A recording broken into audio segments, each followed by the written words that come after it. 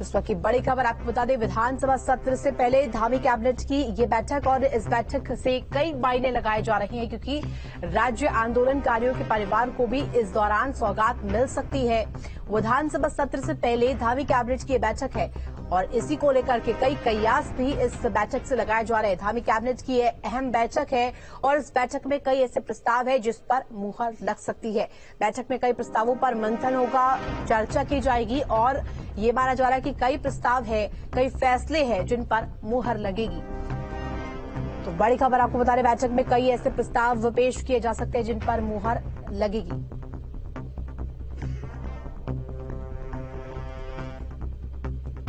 तो खबर पर जानकारी के लिए संवाददाता धर्मराज गर्ग हमारे साथ लाइव जुड़ गए। धर्मराज, देखिए धामी कैबिनेट की अहम बैठक और खासतौर पर विधानसभा सत्र से पहले ये बैठक है, तो कई मायने इसके निकाले जा रहे हैं। क्या कुछ प्रस्ताव इसमें पेश किए जाएंगे?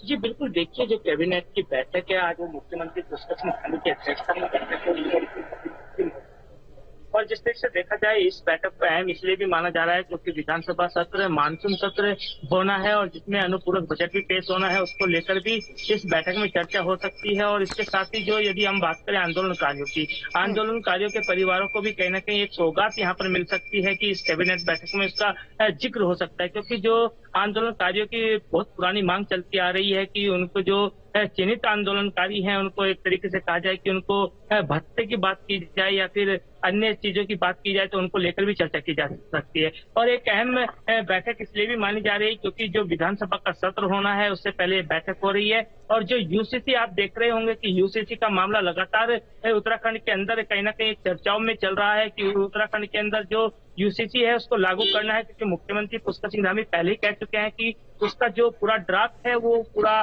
तैयार हो चुका है और इस बार वो विधानसभा सत्र में पेश किया जा सकता है। और वहीं दूसरी चीज कहीं ना कहीं अनुपूरक बजट को लेकर भी इस बैठक में चर्चा की जा रही है। बिल्कुल धर्मराज, और जिस तरीके से आप बता रहे हैं कहीं ना कहीं मंथन होगा कई प्रस्तावों पर और कई प्रस्ताव ऐसे भी हैं जिन पर यह संभावना की मुहर लग सकती है। साथ ही साथ राज्य आंदोलनकारियों को लेकर भी बड़ी खबर है कि कैबिनेट बैठक में उनको लेकर के सौगात देने की तैयारी है। क्या कुछ इसमें है, संक्षिप्त में जरा बताएं हमारे दर्शकों को। जी बिल्कुल, देखिए जो बैठक होनी है उसमें साफ तौर पर जो आंदोलनकारियों को सौगात देने की बात चल रही है उसमें जो चिन्हित यानी कि जो चिन्हित आंदोलनकारी हैं उनको एक तरीके से भत्ता देने की बात चल रही है। और इसके साथ ही यदि बात करें कई अहम ऐसे बैठक मामले हैं उत्तराखंड के अंदर की जिन पर आज मोड़ लग सकती है, क्योंकि लगातार आप देखते होंगे कि जो मानसून सत्र है उसको लेकर कहीं ना कहीं विपक्ष भी लगातार सवाल सरकार पर खड़ा कर रहा है कि जो विधानसभा सत्र किया गया है वो 3 दिन का बड़ा ही छोटा सत्र है, क्योंकि 3 दिन का ये रखा गया है 5 और 6 और 7 तारीख का, और इसके बीच में एक दिन छुट्टी भी है क्योंकि जन्माष्टमी का त्योहार है। इसको लेकर भी लगातार कांग्रेस की तरफ से मांग चल रही है कि इस सत्र की अवधि को बढ़ाया जाए। तो हो सकता है कि इस पर भी चर्चा आज कैबिनेट बैठक में हो सकती है, क्योंकि 2 दिन का सत्र कहीं ना कहीं एक तरीके से कहा जाए कि बहुत छोटा सत्र होगा, क्योंकि 70 विधायक इस समय उत्तराखंड के अंदर हैं और सभी को अपनी बात कहने का हक है।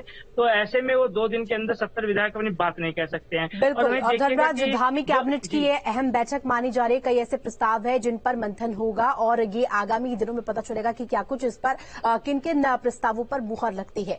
फिलहाल बहुत शुक्रिया तमाम जानकारी के लिए धर्मराज। आगे बढ़ेंगे और बड़ी खबर आपको बता दें, यूसीसी पर सीएम धामी का बड़ा बयान सामने आया है। जल्द यूसीसी लाएंगे, सीएम धामी ने ये बड़ा बयान दिया है।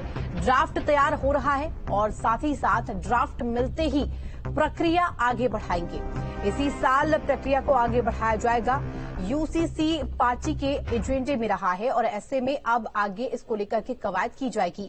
सीएम धामी जिस तरीके से ये कड़ा रुख अपनाते हुए बड़ी बात कहते हुए नजर आए यूसीसी को लेकर के, और ये भी कहते हुए नजर आए कि इसी साल जब ड्राफ्ट मिलते ही प्रक्रिया शुरू हो जाएगी, इसी साल से प्रक्रिया को आगे बढ़ाया जाएगा।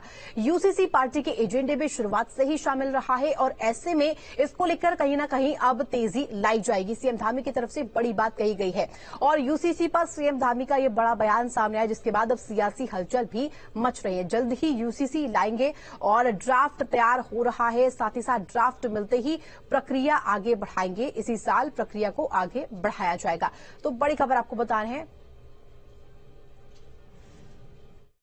यूनिफॉर्म सिविल कोड के बारे में हमारा संकल्प है कि हम जल्द से जल्द उसको लाएंगे और जैसे ही हमको ड्राफ्ट मिलता है, ड्राफ्ट तैयार हो रहा है और कुछ ही दिनों के बाद हमको मिल जाएगा और मिलते ही हम इस प्रक्रिया को आगे बढ़ाएंगे। इसी वर्ष इस प्रक्रिया को हम बढ़ाने वाले हैं और निश्चित रूप से ये हमारी पार्टी के भी मुख्य एजेंडे में हमेशा से रहा है। उत्तराखंड की देवतुल्य जनता ने 2022 के आम चुनाव में इस पर अपना मत दिया था, अपना समर्थन दिया था और उसी में हमने यह भी संकल्प रखा था कि नई सरकार के गठन होते ही हम समान नागरिक संहिता को लागू करेंगे। वहीं बागेश्वर उपचुनाव में बीजेपी और कांग्रेस दोनों ही दमखम के साथ चुनाव लड़ने को दिखाई दे रही है और दोनों ही पार्टियों के प्रमुख नेता बागेश्वर पहुंचकर अपने अपने प्रत्याशी के पक्ष में वोट की अपील कर रहे हैं। मंत्री सतपाल महाराज के नेतृत्व में रैली निकाली गई और इस दौरान भी कुछ ऐसा ही देखने को मिला। तो बागेश्वर का रण सेट है। पद यात्रा थी और हमने जनता से समर्थन मांगा। अच्छा समर्थन मिल रहा है और जो विकास के काम है जिसमें हमारी जल जीवन मिशन की योजना है, घर घर पानी पहुंचाने की योजना है और यहाँ पर बागेश्वर में जो है सिविल सिस्टम की योजना है, ये सब सरकार पूरा करेगी। और निश्चित रूप में सबसे आग्रह है कि विकास में आगे गति देने के लिए पार्वती दास को यहाँ से विजय बनाइए। चंदन रामदास जी ने इस क्षेत्र में बहुत काम किया, बार बार वो जीतते रहे, लोकप्रिय नेता थे। आज उनकी पत्नी खड़ी है, अर्धांगिनी खड़ी है, उसको विजय बना करके हम विकास को गति दें, यही सबसे हमारी प्रार्थना है। बागेश्वर विधानसभा सीट पर हर रोज चुनाव का रंग चढ़ता जा रहा है। 2002 की अगर बात छोड़ दें तो ये सीट हमेशा हर विधानसभा चुनाव में भारतीय जनता पार्टी के खाते में गई। 2002 में जब चुनाव हुआ तो कांग्रेस के जो प्रत्याशी थे उन्होंने जीत दर्ज की थी, लेकिन उसके बाद कांग्रेस हमेशा यहां पर चुनाव हारती रही। ये बात और है कि बागेश्वर की दूसरी विधानसभा सीट कपकोट पर कांग्रेस ने 1-2 बार कब्जा जरूर जमाया, लेकिन बागेश्वर भाजपा के हाथ से कभी नहीं गई। और इसका एक बड़ा कारण ये भी रहा कि हमेशा हर चुनाव में या तो बसपा या यूकेडी इस पूरी फाइट को बागेश्वर जो अनुसूचित जाति के लिए आरक्षित है, इस पर होने वाले चुनाव को त्रिशंकु बनाती रही, ट्रायंगल बनाती रही। तो ट्रायंगल फाइट में भाजपा को फायदा भी मिलता रहा, लेकिन ये बात हमेशा साबित होती रही कि भाजपा की जीत यहां से बिल्कुल तय थी। लेकिन इस बार पहली बार जो ये उपचुनाव होने जा रहा है, इसमें ऐसा लगता है कि भाजपा और कांग्रेस के बीच कड़ी टक्कर होगी।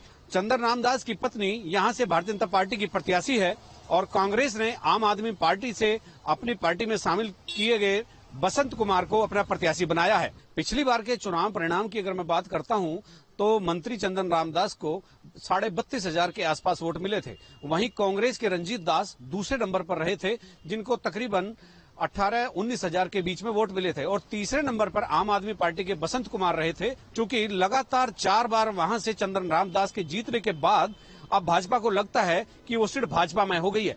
लेकिन 5 तारीख की वोटिंग के बाद जब गिनती होगी और जब परिणाम सामने आएंगे तो तभी पता चलेगा कि वो सीट किसके हिस्से में जा रही है। फिलहाल चूंकि पृष्ठभूमि पर अगर हम गौर करते हैं तो वो वाकई ही भाजपा की सीट दिखती है, लेकिन राजनीति में कभी भी उलटफेर हो सकता है। अपने सहयोगी कैमरामैन सोनी कुमार के साथ न्यूज स्टेट के लिए देहरादून से अजीत सिंह राठी।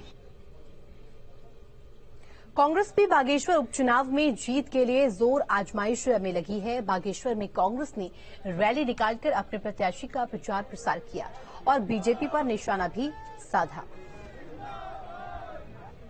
उपचुनाव है और मैं समझता हूं कि बागेश्वर का उपचुनाव इस प्रदेश की राजनीति में टर्निंग पॉइंट है। जहां तक आपने कहा कि बागेश्वर का उपचुनाव हम किन मुद्दों पर लड़ रहे हैं, बागेश्वर का उपचुनाव हम आम जन के हितों को संरक्षित करने के लिए लड़ रहे हैं। आज महंगाई अपने चरम पर है, बेरोजगारी अपने चरम पर है, अंकिता भंडारी हत्याकांड होता है, उनके अपराधियों को सरकार संरक्षण देने का काम करती है। किसानों की आय 2022 तक दुगना होगी, किसानों की आय दुगना नहीं हो पाई है, अर्थव्यवस्था ध्वस्त है, विकास के कार्य अवरुद्ध है, हालात बद से बदतर है।